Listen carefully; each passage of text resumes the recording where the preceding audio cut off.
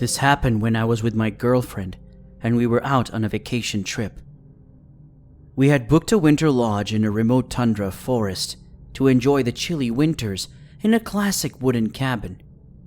We tried hard to find a place, but most of them were shared resorts or too expensive. But my girlfriend Jenny had found a place online which fitted exactly with our budget, and it did not have any fancy gimmick. It was just a nice little cabin in the woods. After reaching the site, I was more than happy to see it. It was a very secluded place and a cute little wooden cabin with a small fireplace.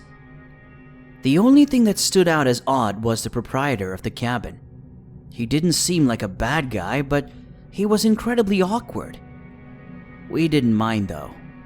We figured since we lived so far away from people, we might just not be used to it. Jenny and I unwinded sitting in the lounge with hot chocolate in her hands. It was the perfect winter getaway. The only downfall was there was no signal or network. Everything was going smooth. Until night, when we went to bed. I heard strange rattling noises outside, and I went out to check it out. It was already past 3 a.m.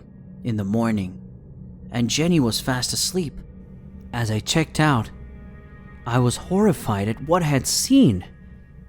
I saw a dead and mutilated moose just beside the cabin. I feared if the proprietor had hunted it and thought of asking in the morning, but as I turned around, I heard Jenny scream. I ran up the stairs as fast as I could, only to find out she was not in the bed and the window was rolled up.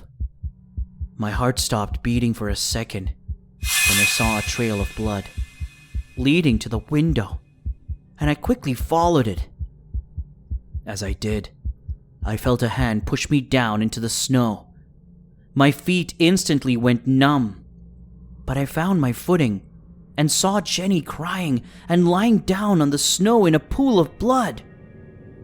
As I turned around, I saw the proprietor holding a bloodied axe with his eyes gouging out and his beard and arms drenched in blood with snow alike. My hand struggled to find something to defend him, but all it could was grab the snow. He came out from the window and tried to swing his axe at me with a roaring voice, but I managed to escape. I then escaped into the woods and managed to lose him in there, and quickly returned to pick up Jenny and went the other direction. We walked for miles until we found a round and sought help.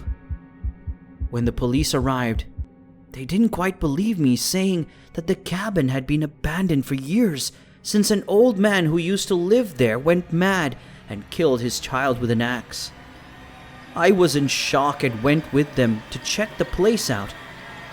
The only thing that was there was the dead moose. The cabin was empty. I didn't know what happened, but no one believed us.